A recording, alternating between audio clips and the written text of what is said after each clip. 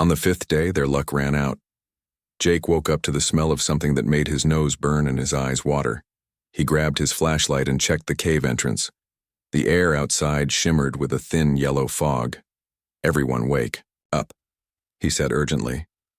"We have a problem." The aliens stirred slowly. Chrome was the first to notice the smell. "What is that terrible odor?" Jake was already digging through his backpack. "Toxic gas, probably from underground vents. The planet must have unstable geology." "Toxic?" Smooth squeaked. "Are we going to die?" "Not if we move fast," Jake said. He pulled out several small bottles and a roll of cloth.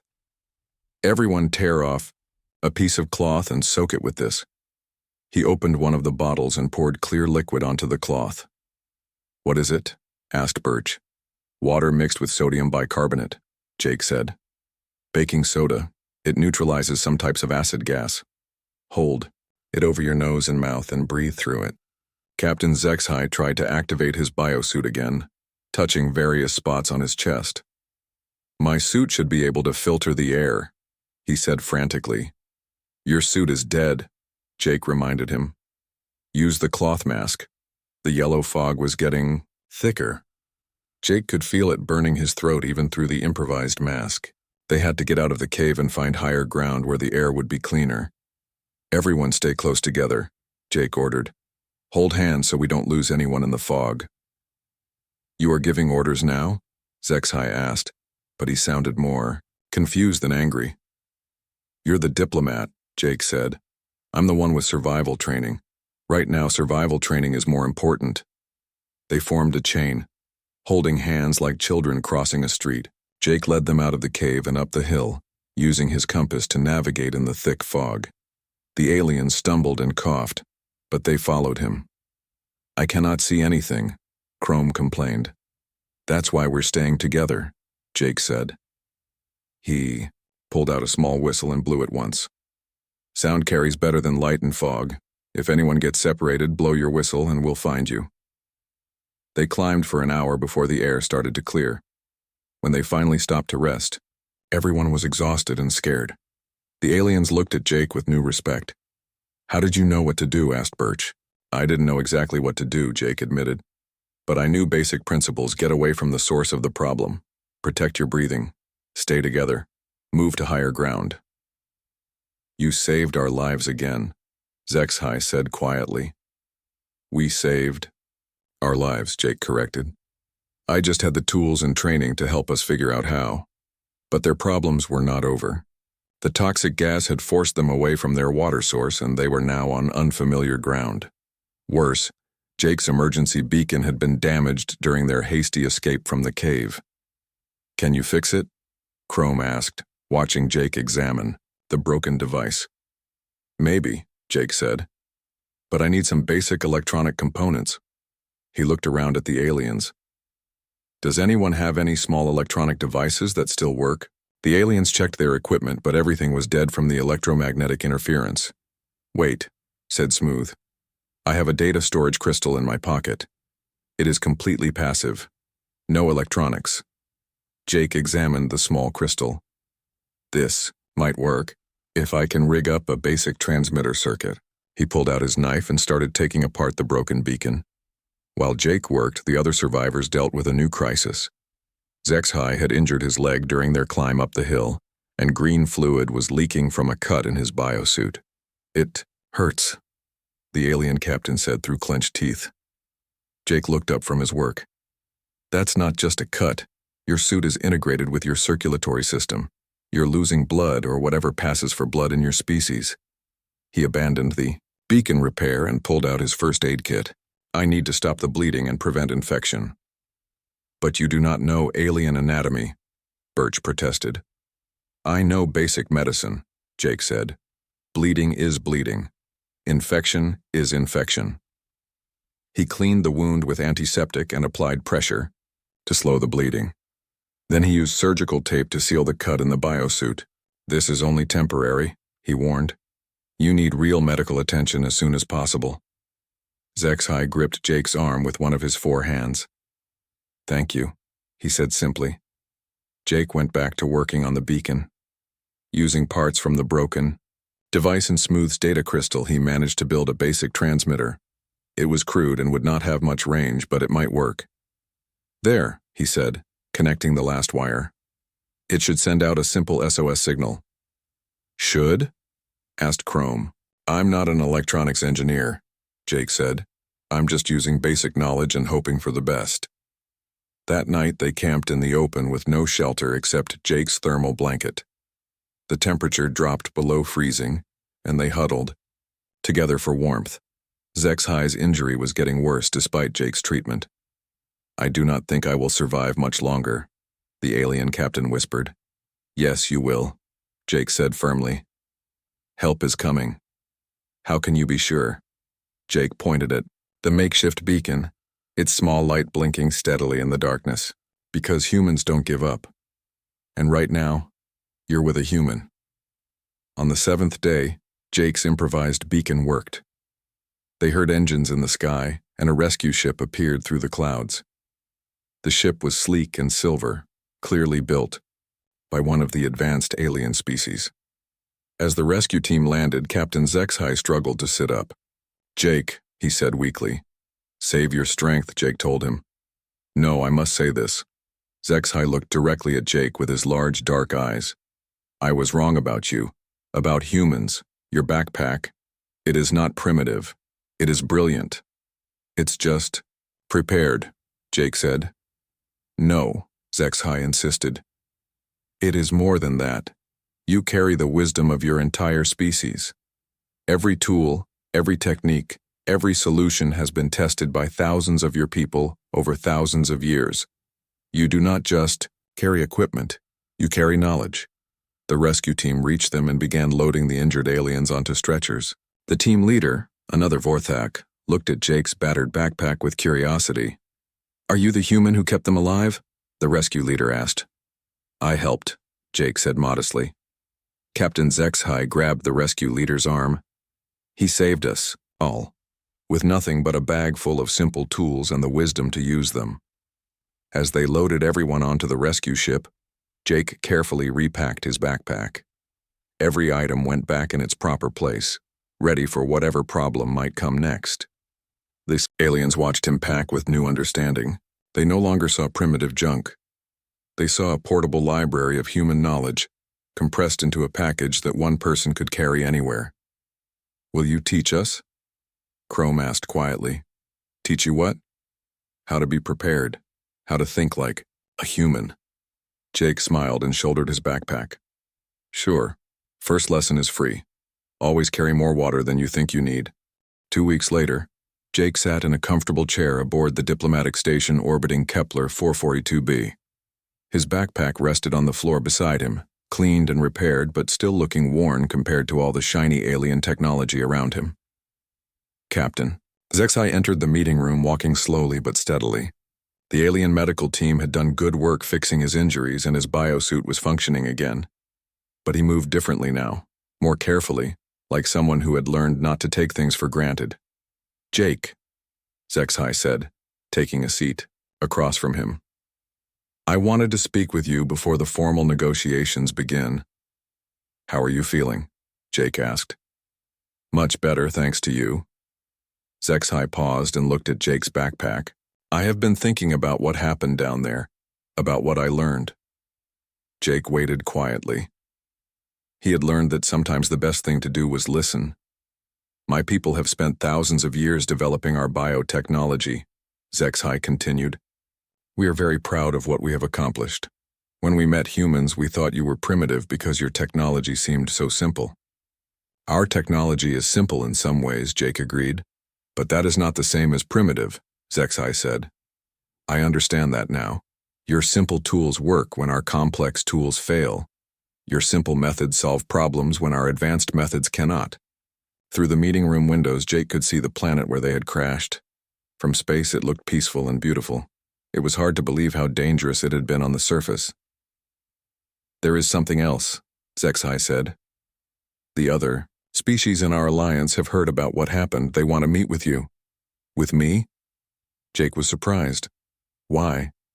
Because you represent something we had not considered before. Most species develop advanced technology to overcome their limitations, but humans developed wisdom to work with their limitations. That makes you valuable partners in ways we never imagined. The door opened, and other aliens entered the room. Jake recognized Chrome, Smooth, and Birch, all looking much healthier than the last time he had seen them. But there were also new faces, aliens from species he had never met before. "Word has spread quickly through the galactic community," said a tall alien with purple skin and silver eyes. "I am Ambassador Violet of the Christek Collective. We would like to propose a new type of cooperation agreement." "What kind of agreement?" Jake asked. "Joint exploration and colonization projects," Violet explained. "Your species has skills that complement our technology. Together we could explore dangerous worlds that neither of us could handle alone." Another alien stepped forward. This one looked like it was made of living metal. "I am Coordinator Steele of the Mechanic Union. We want to study human preparation methods. Your approach to redundant systems and backup plans could improve our engineering designs."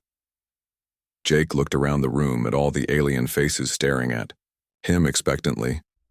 A few weeks ago, these same species had considered humans too primitive to take seriously. Now they wanted to learn from human wisdom. "I am just one person," Jake said. "I cannot speak for all of humanity, but you can speak about human thinking," said Captain HFY. "About the philosophy behind your backpack, about why humans prepare for failure instead of assuming success." Jake thought about this for a moment. Then he stood up and picked up his backpack. "This backpack represents something humans call Murphy's Law," he began. "If something can go wrong, it will go wrong. So we prepare for things to go wrong." He opened the main compartment and started pulling out items, the same way he had done on the planet. But this time, instead of using them for survival, he was using them to teach. "Every tool in here has been tested by thousands of humans in real situations," Jake continued. "We kept the tools that worked and got rid of the ones that didn't. This knife design has been improved over hundreds of years. These water purification tablets are based on chemistry that saved millions of human lives." "But why carry so many things?" asked Steele. "Why not just carry the most advanced tool that can do everything?" Jake smiled. "Because the most advanced tool is also the most likely to break. And when it breaks, you have nothing. But if you carry 10 simple tools and 3 of them break, you still have 7 tools that work." "Redundancy," Steele said, understanding dawning in its mechanical voice. "Exactly. Humans learned long ago that backup systems save lives. We carry 2 flashlights in case one breaks. We pack extra food in case the trip takes longer than expected. We bring rope because rope can be used for 50 different things." Ambassador Violet made notes on a small device. "This is why you survived when our advanced biotechnology failed. You had backups for your backups." "And experience using those backups," Jake added. "I have been camping and hiking since I was a child. I know how to tie knots, start fires, find water, and navigate without electronics because humans learn these skills for fun. We call it recreation, but it is really survival training disguised as entertainment." Captain HFY leaned forward. "So every human knows these skills?" "Not every human," Jake said. "But many do. And the ones who do not know survival skills usually know other practical skills. How to fix machines, grow food, build things with their hands. Humans are good at solving problems with whatever tools and materials we have available." The meeting continued for hours. The aliens asked hundreds of questions about human methods, human thinking, and human tools. They wanted to understand not just what humans did, but why they did it. Finally, Ambassador Violet asked the most important question. Would humans be willing to share this knowledge? To teach other species how to think like humans? Jake repacked his backpack carefully, making sure every item was in its proper place. "Humans have always been willing to share knowledge," he said. "That is one of our species' greatest strengths. We learn from each other and teach each other. It is how we survived long enough to reach the stars." "Then we have much to learn from each other," Captain HFY said. "My people can offer you advanced biotechnology. In return, you can teach us practical wisdom. And the Christek Collective can share our energy manipulation techniques," added Violet. "The Mechanic Union can provide manufacturing capabilities," said Steele. Jake looked around the room at all the eager alien faces. They were offering humanity partnership in the galactic community, not as junior members, but as equals with unique and valuable skills. I think humans would be very interested in that kind of partnership, Jake said. As the meeting ended and the aliens filed out, Captain HFY remained behind. He walked over to where Jake was sitting and extended one of his 4 hands. I owe you an apology, HFY said. When I first saw your backpack, I laughed. I thought it was a sign of human primitiveness. Now I understand that it is a sign of human wisdom. Jake shook the alien's hand. You don't owe me anything. We all survived because we worked together. No, HFY said firmly. We survived because you were prepared for us to need help. That is not the same thing. Jake shouldered his backpack and headed for the door. Maybe the real difference is that humans learn to be prepared for needing each other. HFY watched the human walk away, the battered green backpack bouncing slightly with each step. Such a simple thing to carry the wisdom of an entire species. The alien captain touched his chest and his biosuit responded instantly, changing color and texture according to his wishes. Amazing technology, truly. But he found himself wondering, what would happen if it stopped working again? Perhaps it was time to learn how to pack a backpack the human way, just in case. The war room on the Coalition ship buzzed with angry voices. Commander HFY slammed his 6-fingered hand on the metal table. His blue skin turned darker with rage. For 3 weeks, his fleet had been trying to find the enemy base. For 3 weeks they had failed. Show me the scans again, he ordered his aide, a thin creature with large yellow eyes. The holographic display lit up above the table. It showed the jungle planet Kepler 442b spinning slowly. Green covered most of the surface. Thick trees grew everywhere. Rivers cut through the land like silver snakes. But no enemy base appeared on the screen. Sir, we have tried everything, said Captain Vex, the fleet's chief scanner officer. Her voice had a musical quality that made other species trust her. Thermal scanners, electromagnetic readers, quantum detection arrays. The jungle blocks everything. Commander HFY walked around the table. His heavy boots made loud sounds on the metal floor. Other Coalition officers watched him. They came from 12 different worlds. Some had tentacles instead of arms. Others had scales or fur. All looked worried. The Vorthan Empire had been hitting Coalition supply ships for months. The attacks always came from this jungle planet. But the enemy base stayed hidden. Coalition forces lost more ships every day. Soon the war might be over. What about ground troops? Asked General Krath. His species looked like walking trees. His voice sounded like wind through leaves. We sent 3 teams. HFY replied. The jungle ate them alive. Poison plants deadly. Animals in thick mud everywhere. Our soldiers cannot move fast enough. The Vorthans picked them off one by one. In the corner of the room, Staff Sergeant Jake Morrison sat quietly. The human wore a simple green uniform. His brown hair was cut short. His blue eyes watched the alien officers argue. At 34 years old, Jake had spent half his life in Earth's forests. Before joining the military, he worked as a park ranger in Montana. The Coalition had brought humans into the war only 6 months ago. Most alien species saw them as newcomers.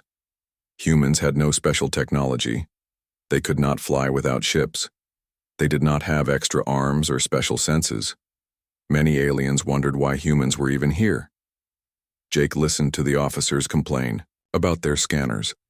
He had heard the same arguments for days. The aliens trusted their machines more than anything else. When the machines failed, they just tried bigger machines. Perhaps we need the new deep space scanners from the Centauri. Shipyards, suggested Commander HFY. Those will take 2 months to arrive, said Captain Vex. We do not have 2 months.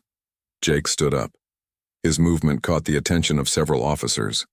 Commander HFY turned to look at him. The alien's large black eyes showed no emotion.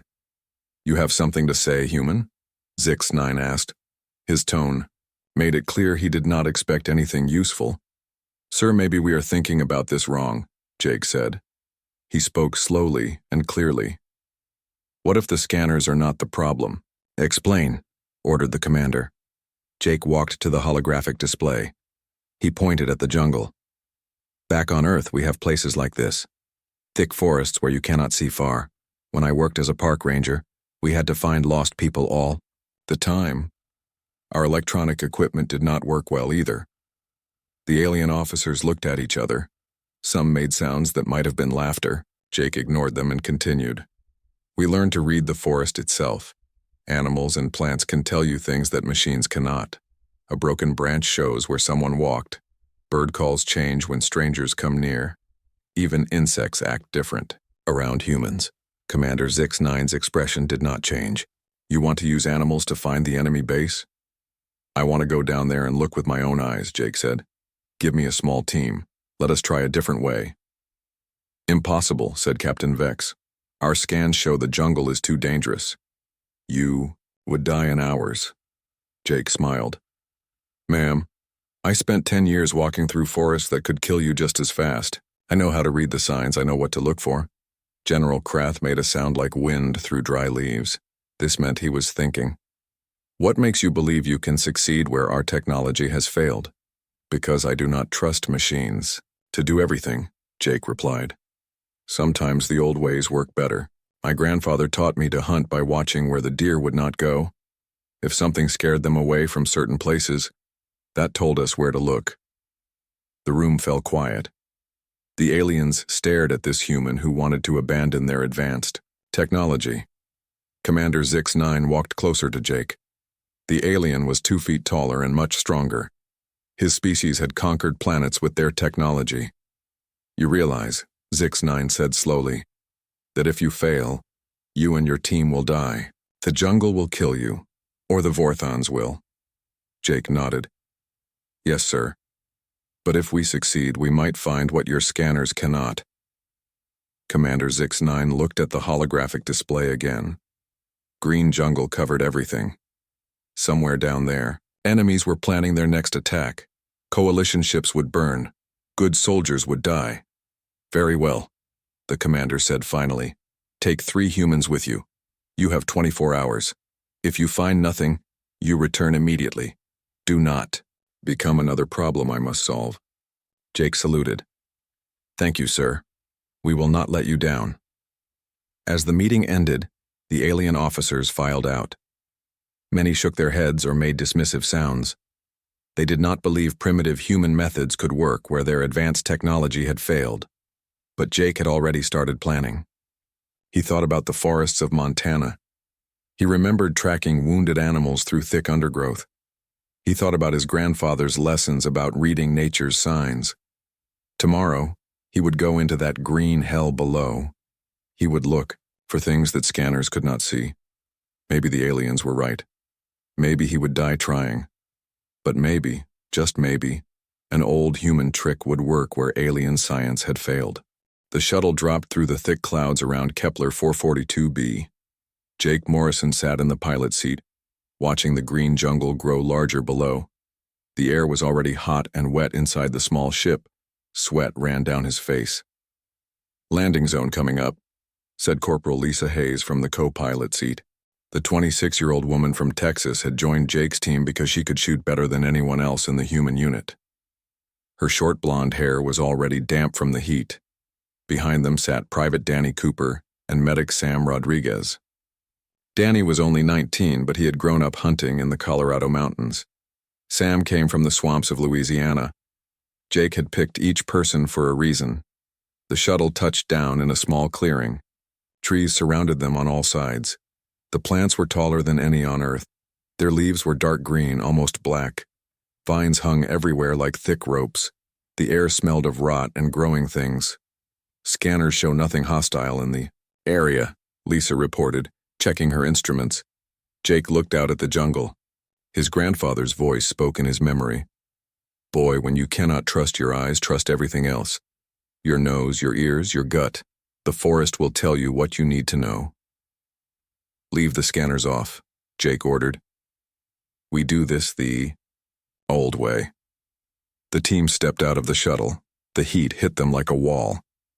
It was over 100 degrees and the air was so thick they could barely breathe. Insects buzzed around their heads immediately. Danny slapped at a bug the size of small bird. Man, this place is alive. Everything here wants to eat us, Sam added, looking at the plants around them. Some had thorns as long as knives. Others had leaves that moved without any wind. Jake knelt down and studied the ground. The soil was dark and soft. Water pooled, in low spots. Animal tracks crossed in every direction. He saw prints from creatures that looked like six-legged cats. Other tracks came from something that might have been a giant lizard. "Sir, what exactly are we looking for?" Lisa asked. She kept her rifle ready, eyes scanning the tree line. Jake stood up and wiped sweat from his face. "We are looking for places where nature acts wrong. Back home, when people built cabins in the forest, animals would change their behavior. Deer paths would move, birds would nest differently, even bugs would avoid certain areas." He pointed at the ground around their shuttle. "Look here. See how the animal tracks go around our landing zone? We have been here for 5 minutes and already the local creatures know something is different." The team started walking into the jungle. Jake took the lead, moving slowly and quietly. Every few steps he stopped to look and listen. The others followed his example. The jungle was loud. Birds called from the high branches. Something that sounded like a monkey screamed in the distance. Water dripped constantly from the leaves above. But under all the noise, Jake could hear patterns. "There," he whispered, pointing to a line of small creatures moving across the forest floor. They looked like ants, but each one was as big as a mouse. They carried pieces of leaves on their backs. "Follow that trail." The team walked beside the ant highway for 30 minutes. The insects moved in perfect lines, thousands of them. They cut leaves from certain plants and carried them back to their nest. Jake had seen similar behavior from leafcutter ants in Central America. Then something changed. The ant trail curved suddenly to the right. For no reason Jake could see, the insects avoided a patch of jungle that looked exactly like everything else around it. "Why did they turn?" Danny asked. Jake knelt beside the ant trail. The insects kept moving in their curved path, even though straight ahead would have been faster. He looked at the ground where the ants would not go. It seemed normal. Same trees, same plants, same wet soil. "Something is there," Jake said quietly. "Something the ants do not like." Lisa checked her scanner. "I am reading normal vegetation. No heat signatures except us and the local animals." "Put that away," Jake ordered. "Use your eyes instead." They moved closer to the area the ants avoided. Jake noticed other small changes now. A type of small bird that nested everywhere else was missing from this spot. Flying insects that swarmed around the team suddenly became fewer in number. Sam pointed at a tree about 50 feet away. "Look at that trunk. See how the bark is different?" Jake looked where Sam pointed. The tree appeared normal at first, but when he studied it more carefully, he saw what Sam meant. The bark patterns were slightly wrong, too regular, too smooth. "That is not natural," Jake whispered. Danny raised his rifle. "Should we check it out?" "Not yet," Jake replied. "First we map the area. See how big this dead zone is." For the next 2 hours, the team walked in a wide circle. Everywhere they went, they found the same thing. Animals and insects avoided a large section of jungle for no visible reason. The area was roughly circular, about half a mile across. Jake drew a map in his notebook. He marked where the ant trails curved away. He noted spots where certain birds refused to nest. He tracked the edges of the insect dead zone. "This is big," Lisa said, looking at Jake's map. "Whatever is in there covers a lot of ground." Sam wiped sweat from his face. "Maybe there is some kind of plant that animals do not like? A smell we cannot detect?" "No," Jake replied. "I have seen animals avoid poison plants before. This is different. They act like something dangerous is there, but they cannot see it, either." Danny crouched beside another ant trail.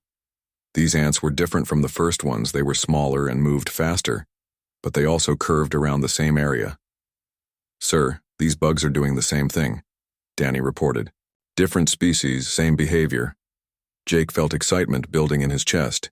This was exactly what his grandfather had taught him to look for. When multiple species changed their behavior in the same area, it meant something big was happening. "Need to get closer," Jake decided. But we do this smart, single file, no talking. If I signal to stop, everyone freezes. The team moved toward the edge of the dead zone. Jake led the way, stepping carefully around roots and mud puddles. His eyes swept back and forth, looking for anything out of place. 20 feet from the invisible border, Jake stopped. He held up his hand. The others froze behind him. Jake stared at the trees ahead. They looked normal, but something felt wrong. He closed his eyes and listened. The jungle sounds were different here, quieter, like the forest itself was holding its breath. He opened his eyes and looked again. This time he saw it. The air itself was slightly wrong. It shimmered in places, like heat waves rising from hot pavement. But the distortion was too regular, too controlled. Jake's heart began to beat faster. After 3 weeks of coalition scanning, he had found something their machines could not see. Something was hidden in that patch of jungle, something big enough to scare every living creature in the area. He motioned for the team to back away, slowly. They needed to report this discovery, but they also needed to be careful. If the Vorthons were really hiding in there, getting too close might get them all killed. As they retreated to a safe distance, Jake looked at his map one more time. The pattern was clear now. Animals avoided the area because their instincts warned them of danger. The same instincts that had kept creatures alive for millions of years. Jake smiled grimly. The aliens trusted their scanners more than anything else. But sometimes the oldest technology in the universe worked better than the newest. Jake Morrison crouched behind a fallen log, studying the shimmer in the air ahead. The distortion was faint, but once he knew what to look for, it was obvious. The Vorthons had hidden their base using some kind of light-bending technology. Their cloaking system fooled electronic scanners, but it could not hide from the instincts of jungle animals. "Command, this is Morrison," Jake whispered into his radio. "We have found something." Commander Zix-9's voice crackled back through the speaker. The alien sounded tired and irritated. "Sergeant Morrison, our orbital scanners show nothing in your sector. You are wasting time." Jake looked at Lisa Hayes, who was lying flat beside him. She rolled her eyes and shook her head. The aliens could not accept that their precious technology had failed. "Sir, with respect, your scanners are wrong," Jake replied. "There is definitely something here. The local wildlife is telling us so." "Wildlife?" Zix-9's tone grew sharper. "Sergeant, I ordered you to find an enemy base, not study insects. Return to the shuttle immediately."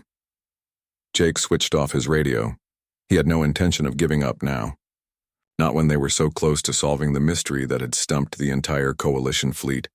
Danny Cooper crawled up beside them. The young private's face was covered in mud and sweat. "Sir, I found something you need to see," he whispered. Jake followed Danny to a spot about 30 feet away. Danny pointed at the ground. At first, Jake saw nothing unusual. Then Danny picked up a small rock and tossed it into the empty air ahead of them. The rock hit something solid with a quiet thunk. It bounced off an invisible barrier and fell to the ground. "Holy cow," Sam Rodriguez breathed. The medic had crawled over to watch. "There really is something there." Jake felt his pulse quicken. He picked up another rock and threw it higher. This one hit the invisible barrier about 10 feet up and fell back down. Whatever was hidden there was big. "We need to map the perimeter," Jake decided. "But we stay quiet and careful. If this thing is as big as I think it is, there will be guards." The team spent the next hour creeping around the hidden structure. They threw small stones and dirt clods to find the edges of the invisible walls. Slowly, a picture emerged. The enemy base was huge. It covered the entire area that the animals avoided. Jake estimated it was at least half a mile wide and probably just as deep. Multiple buildings rose to different heights, all completely hidden from view. Lisa found what seemed to be a guard tower. When she threw a pebble, it bounced off something about 40 feet above the ground. Danny discovered what felt like a landing pad for aircraft. Sam located what might have been weapons platforms scattered around the base's edges. "This is incredible," Lisa whispered as they regrouped behind the fallen log. "How did they make something this big completely invisible?" "More importantly," Sam added, "how did our people miss it? This base could hold thousands of soldiers." Jake studied his rough map of the invisible fortress. Every throw of a rock had revealed another hidden structure. The Vorthons had built a complete military installation and hidden it perfectly from Coalition technology. "Danny, you still got those targeting flares in your pack?" Jake asked. Danny nodded and pulled out 3 small devices. Each one was designed to mark targets for orbital bombardment. When activated, they sent a signal that Coalition ships could lock onto. "Here is the plan," Jake said. "We place these flares on 3 sides of the base. Once they are active, the fleet will see exactly what we are looking at." "What if there are guards?" Lisa asked. "We could be walking into an ambush." Jake looked at the shimmering air that hid the enemy base. "The animals are telling us something else too. Look around. Do you see any signs of regular patrols?" The others looked at the jungle floor. There were animal tracks everywhere, but no boot prints or vehicle marks. The vegetation grew right up to the invisible walls. "They are not sending people outside," Jake realized. "They think their cloaking makes them completely safe. They are probably not even watching the perimeter very carefully." Sam checked his weapon. "So we sneak up to their invisible fence and plant the flares?" "One at a time," Jake said. "I go first. If something goes wrong, you 3 get back to the shuttle and call in an airstrike on my position." Lisa grabbed his arm. "Sir, that is suicide. Let me go first. I am faster." "No," Jake replied firmly. "This was my idea, my responsibility." Jake crawled forward, staying low to the ground. Every few feet he tossed a small dirt clod to make sure he knew where the invisible barrier was. The jungle sounds seemed louder now. Every bird call made him jump. He reached the base of the invisible wall and carefully placed the first targeting flare against it. The device was small and painted green to blend with the jungle. Jake activated it with a quiet beep. Moving along the barrier, Jake found what felt like a corner of the base. He placed the second flare there and activated it. So far, no alarms had sounded. No guards had appeared. The third position was farther away, on what seemed to be the opposite side of the complex. Jake had to crawl through thick mud and around several large trees. Twice he had to stop when he heard strange sounds from inside the invisible base. At the third position, Jake placed the final flare. As he activated it, he heard something that made his blood freeze. Footsteps were coming from inside the base. Heavy boots on metal flooring. Jake flattened himself against the ground. The footsteps grew louder. Someone was walking very close to where he lay, but on the other side of the invisible wall. A voice spoke in the clicking, hissing language of the Vorthon Empire. Another voice answered from farther away. Jake could not understand the words, but the tone was casual. Just guards making their rounds. The footsteps moved away. Jake waited 5 more minutes, then began crawling back toward his team. His heart pounded as he moved through the mud and leaves. Any moment he expected to hear alarms or gunfire. He made it back to the fallen log without being detected. Lisa, Danny, and Sam looked relieved to see him. "Flares are in place," Jake whispered. "Now we call the cavalry." Jake switched his radio back on. "Command, this is Morrison. We have placed targeting flares on a large enemy installation. You should be seeing them on your screens right now." There was a long pause. Then Zix-9's voice came back, sounding confused. "Sergeant, we are detecting 3 targeting signals, but our scans show only jungle in that area." "Sir, trust me on this. There is a massive enemy base here. It is just hidden from your scanners. Lock onto the flare signals and prepare to fire." Another pause. Jake could imagine the aliens staring at their screens, trying to understand how targeting flares could be floating in empty air above a jungle. "Very well," Zix-9 said finally. "All ships, prepare for bombardment. Target the coordinates marked by the human flares." Jake looked at his team. They had done it. They had found what the entire Coalition fleet could not locate. Soon, the enemy base would be nothing but smoking ruins. But first, they needed to get far away from the impact zone. "Time to go," Jake said.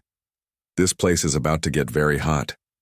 The team started moving quickly through the jungle, heading back toward their shuttle. Behind them, the invisible Vorthon base sat in the green shadows, its defenders unaware that their perfect hiding place had been discovered by something as simple as following ant trails. In orbit above, Coalition warships powered up their main guns and prepared to fire on what their computers insisted was empty jungle.